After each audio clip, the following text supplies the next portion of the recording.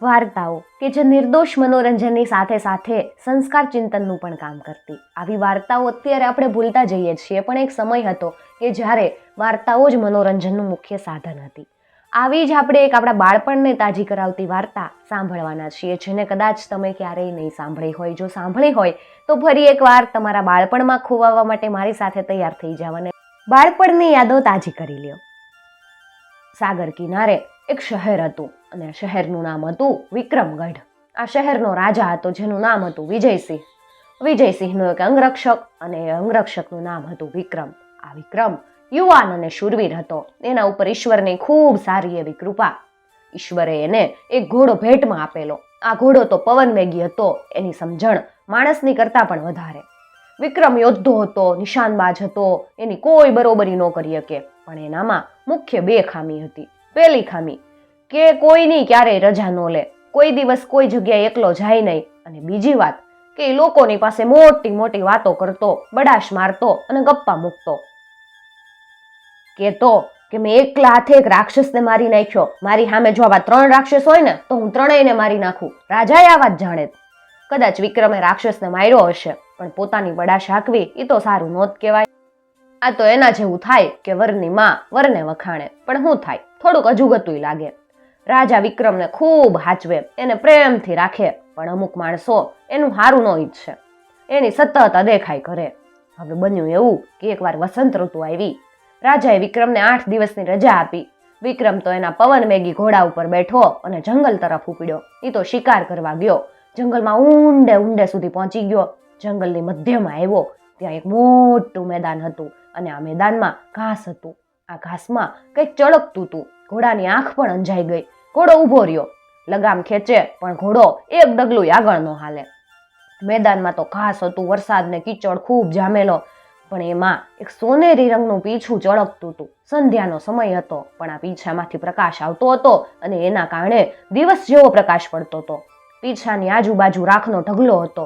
વિક્રમ કે, ખરેખર હું તો નસીબદાર છું, મારી આંખ આ પીછાને જોઈ રહી. ઘોડા ઉપરથી નીચે ઉતર્યો. એ બરાબર પીછાની એકદમ નજીક આવ્યો અને એનું હૃદય ધડક ધડક ધડકતું હતું. એ વિચારતો હતો, રાજાને તો કેટલા દરબારિયા છે, અંગરક્ષકો છે, સેનાપતિ છે, પણ કોઈને આવું પીછું મળ્યું નથી. આ તો અમૂલ્ય ભેટથી રાજા ખુશ થઈ જાહે. રાજા મહેલમાં પીછું રાખશે, દીવાની જરૂર નહીં પડે. બીજા રાજાઓ, રાજકુમારો વિજયસિંહની તો ઈર્ષ્યા કરશે, અદેખાઈ કરશે. આ સામાન્ય જંગલમાં આવું અદ્ભુત પીછું મળશે, આ વાત મેં ક્યારેય સાંભળી નહોતી. રાજા મને ઇનામ આપશે, મોટો સેનાપતિ બનાવશે, હું તો અમીર થઈ જઈશ. ખરેખર હું તો નસીબદાર છું. એ પીછું લેવા ઉભો રહ્યો. વાંકા વળીને પીછું લેવા ગયો ત્યાં તો એક અવાજ આવ્યો, વિક્રમ પીછું ન લે, પીછું લઈશ ને તો આફત આવશે, તું મુશ્કેલીમાં મુકાઈશ. વિક્રમ ઉભો રહી ગયો. એની પાસે આ ઘોડા સિવાય વર્ષોથી કાંઈ બીજું નહોતું. આ ઘોડો ક્યારેય નહોતો થાકતો. ઘોડો માણસની જેમ બોલે એવી તો એને કલ્પના ક્યાંથી હોય, પણ ઘોડો ફરીવાર બોલ્યો, પીછું નાખી દે, એને અડતો નહીં. ઘોડાને સાંભળ્યો, એનો ડર દૂર થયો. વિક્રમ ઘોડા ઉપર ગુસ્સે થયો ને કે, પણ શા માટે? પેલા ક્યારેય તે મને ચેતવો નથી. હું રસ્તો ભૂલ્યો હતો, કાદવમાં ફસાયો હતો, મોટું જોખમ હતું, ત્યારે પણ તે મને ન ચેતવ્યો.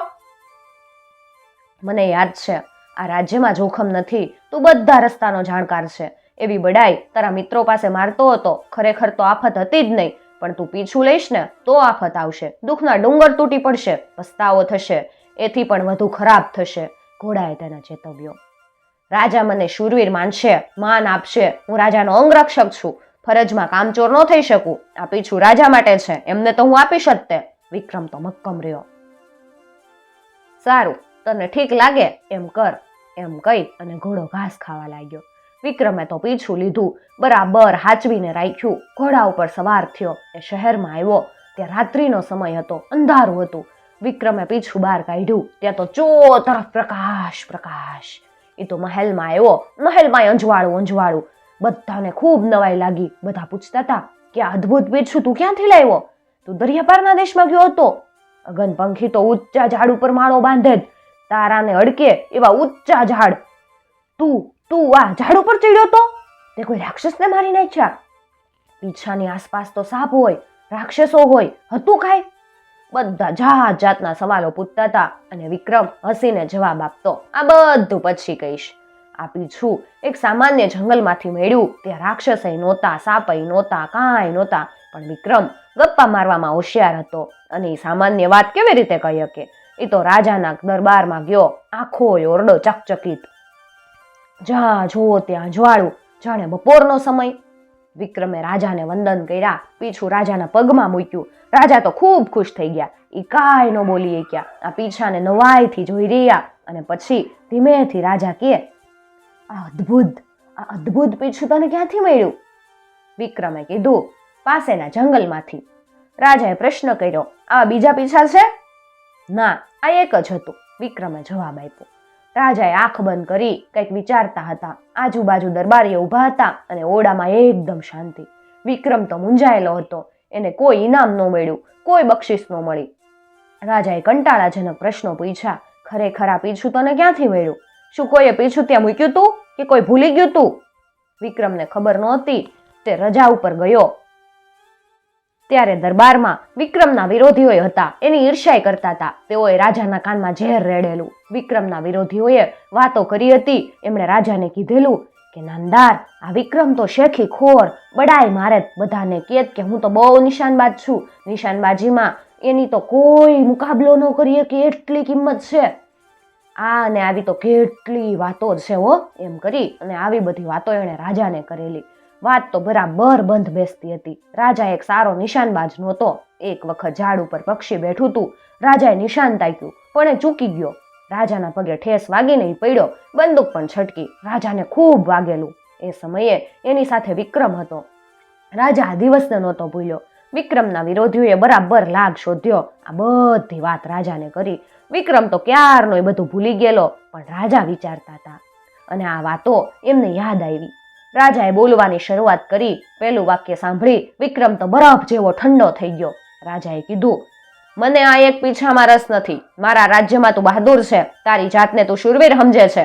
ખરેખર તું બહાદુર છે કે નહીં એની મને ખબર નથી. ઈ માટે તારે સાબિતી આપવી જોઈએ. તું આ મહેલમાં અગનપંખી લઈ આવ તો તું બડાઈ હાકે છે એ સાચી કહેવાય.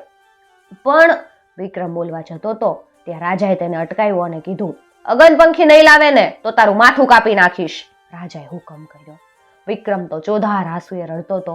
વિક્રમને ઓરડાની બહાર કાઢ્યો. દરબારીઓ તો ગુપસુપ વાતો કરવા માંડ્યા.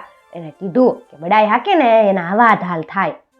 રાજા સાંભળે એ રીતે તો મોટેથી બોલતા હતા. બીજા બધા વ્યાકુળ હતા. વિક્રમનું માન ઘટી ગયેલું. રાજા પાસે એની કોઈ કિંમત નહોતી. રાજાનો એક પ્રધાન હતો. એણે નક્કી કર્યું કે રાજા વિક્રમનો વધ કરશે, એનું માથું વાઢી નાખશે, એટલે વિક્રમના ઘોડાની માંગણી કરશે. હવે આ અગનપંખી જે હતું એ તો ખૂબ ઝડપથી ઉડતું. આકાશમાં ખૂબ ઊંચે ઉડે. એનો માળો ખૂબ ઊંચે હોય. એ ઝાડ ઉપર માળો બાંધે, પણ આ ઝાડ તારાને અડે એટલું ઊંચું હોય. ઝાડ પાસે રાક્ષસો રે, ઝેરી નાગ આજુબાજુ ફરતા હોય. વિક્રમ અગનપંખી લાવે એવી કોઈ આશા નહોતી કે કોઈ શક્યતા નહોતી. હવે રાજમહેલમાં બધા વિક્રમની વાતો કરતા. સાંજનું ભોજન તૈયાર હતું. જમવામાં કોઈને રસ નહીં. વિક્રમના વિરોધીઓ પણ હતા. તેઓ તો હસતા હતા અને રાજાનો મિજાજ ખૂબ ગરમ હતો. એક વખત નિર્ણય કરે એ ક્યારેય ફેરવતા નહીં. વિક્રમ અગનપંખી નો લાવે તો એનું મૃત્યુ નિશ્ચિત હતું. પણ વિક્રમ ખૂબ ઉદાસ હતો. એને તો જમવાનું મન નહોતું. એ તો ચિંતાથી ઘેરાયેલો હતો. એ ઘોડાહારમાં ગયો. ઘોડાની ડોકે વળગ્યો. ખૂબ રડ્યો. એટલે ઘોડાને ફરી વાચ આવી અને ઘોડો બોલ્યો, તમે પીછું લીધું ત્યારે મેં ચેતવણી આપી હતી. પીછાના બદલામાં તમને શું મળ્યું? અગનપંખી લાવવાનો આદેશ થયો ને? આફતની આ તો શરૂઆત છે, પણ ધીરજ રાખો, હિંમતથી કામ કરો. હું કહું છું ને એ ધ્યાનથી સાંભળો. તમે રાજાના અનાજ ભંડારમાં જાઓ. કોઠારી પાસે 5 ગુણી ઘઉં માંગો. આ ઘઉં સરસ હોવા જોઈએ. 5 ગુણી ઘઉં મધ્યરાત્રિના અહીંયા લઈ આવો. વિક્રમના મનમાં કંઈક આશા બંધાઈ. એ ઝડપથી કોઠારી પાસે ગયો. 5 ગુણી ઘઉંની માંગણી કરી. કોઠારી તો ભલો માણસ હતો. વિક્રમની એને દયા આવી. સરસ ઘઉં કાઢી આપ્યા. પછી કોઠારી બોલ્યો, ભાઈ તારે જે જોઈએ ને એ લઈ જા. 2 દિવસ પછી તો તારું મૃત્યુ થવાનું છે ને. તારા માટે ફાંસીનો માછડો તૈયાર જ છે. કોઠારીએ આંગળી ચીંધી અને માંચડો બતાવ્યો. વિક્રમ ભયથી ધ્રુજ્યો, ગભરાટથી ફડફડતો હતો. વિક્રમે ઘઉંની ગુણી લીધી અને સીધો એ ઘોડા પાસે ગયો અને બોલ્યો, મારા માટે તું ખૂબ ચિંતા કરે છે, પણ રાજાએ તો મારા માટે માછડો તૈયાર કર્યો. મારા મૃત્યુ પછી એક પ્રધાન તારો માલિક થશે. પ્રધાને તારી માંગણી કરી. ઠીક છે, પ્રધાન પણ મારા પગનો સ્વાદ ભલે ને માણે. હવે ઝડપ કર, સમય બગાડવો પાલવે એમ નથી. આ ઘઉંની ગુણી મારી ઉપર બાંધી દે, પછી તું પણ સવાર થઈ જા. પછી દરવાજા પાસે વણકર રેદને, એની પાસેથી રેશમી જળ દોરો લઈ લે.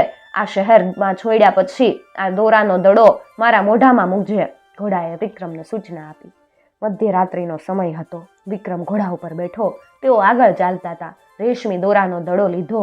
રેશમી દોરો વાદળી રંગનો હતો. વિક્રમ તરફ એણે દયાથી જોયું. એને થતું હતું કે આ યુવાનનું 2 દિવસ પછી મૃત્યુ થશે. રાજા એનો વધ કરશે. પણ ઘોડો ઝડપથી દોડતો હતો. એક વિશાળ ખેતરની પાસે આવ્યા. ઘોડો ત્યાં ઊભો રહ્યો. એણે વિક્રમને કીધું, આ ખેતરમાં બધા ઘઉં છૂટા છૂટા વેરી દે. તું પેલા વડની પાછળ હંતાઈ જા. હું ખેતરમાં લહેરથી ચરીશ. આપણી પાસે હવે વધુ સમય નથી. ઘોડાએ આદેશ આપ્યો. વિક્રમ ઘોડા ઉપરથી નીચે ઉતર્યો. એણે છૂટા છૂટા ઘઉં આખા ખેતરમાં વેર્યા અને વડની ઓથમાં હંતાઈ ગયો. એ ચૂપચાપ બેઠો હતો. એને ફાંસીનો માચડો યાદ આવતો હતો અને આ વિચાર થાય ત્યાં તો એ ધ્રુજી ઉઠતો.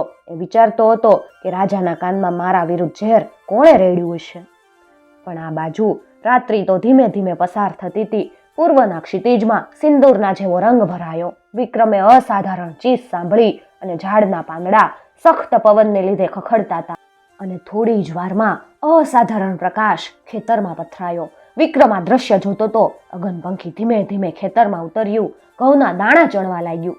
ગરુડથી એ મોટું નહોતું. એનો પ્રકાશ આજુબાજુ 1 માઇલના વિસ્તારમાં ફેલાયો. એની આંખ અંજાઈ જતી હતી, કારણ કે આગની જ્વાળાઓ ભભૂકતી હોય એવું એ દ્રશ્ય હતું.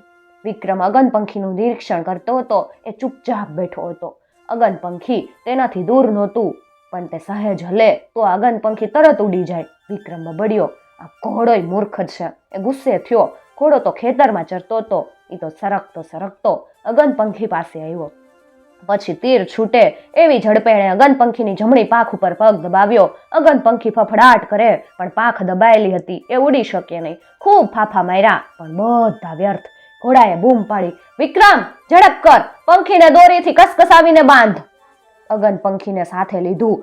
વિક્રમ ઘોડા ઉપર સવાર થયો. ઝડપથી વિક્રમગઢ તરફ રવાના થયો. દરબારીઓએ વિક્રમને જોયો. એમના મોઢા દિવેલ પીધેલા જેવા થઈ ગયા. રાજાએ વિક્રમ તરફ જોયું અને પછી બોલ્યો, તું ખૂબ ઝડપથી પાછો આવ્યો. તને 1 સપ્તાહનો સમય આપ્યો હતો, બરાબર ને? આગનપંખી પકડવું એ કઈ મુશ્કેલ કામ નથી. તારી શૂરવીરતાની પરીક્ષા હજી તારે આપવી પડશે. જો તું ખરેખર બહાદુર હોય ને તો તમારે રાજકુમારી વિભાને લઈ આવવી પડશે.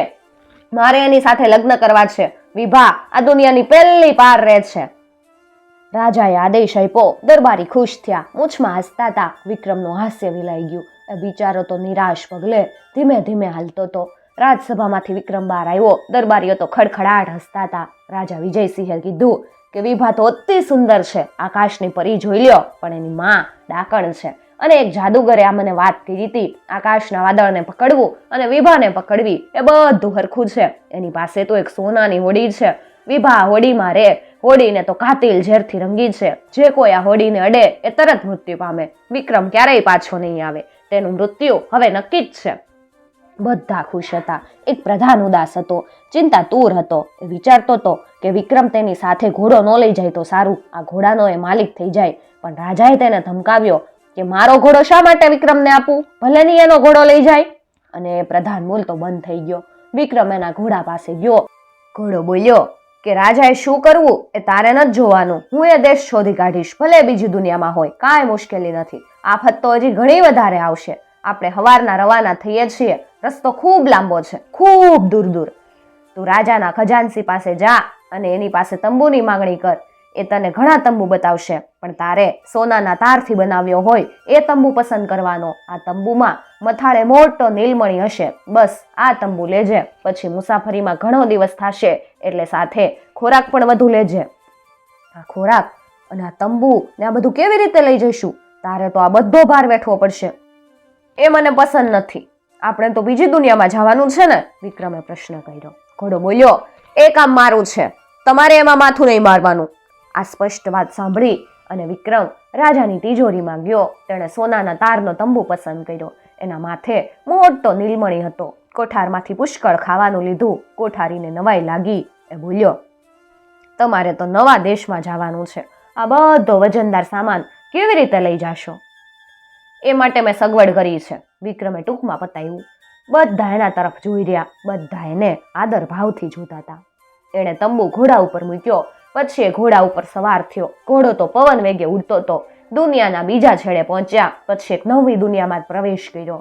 તેઓ સમુદ્રના કિનારે ઊભા હતા. વિક્રમે તંબુ ખોલ્યો, બરાબર જોયો અને પછી બોલ્યો, ખરેખર આ તંબુ તો અદ્ભુત છે. ઘોડાએ કીધું, તમે સાગર તરફ તો જુઓ. એક નાની સોનાની હોડી અને એમાં રાજકુમારી વિભા બેઠી હતી. ઘોડાએ વિક્રમને કીધું,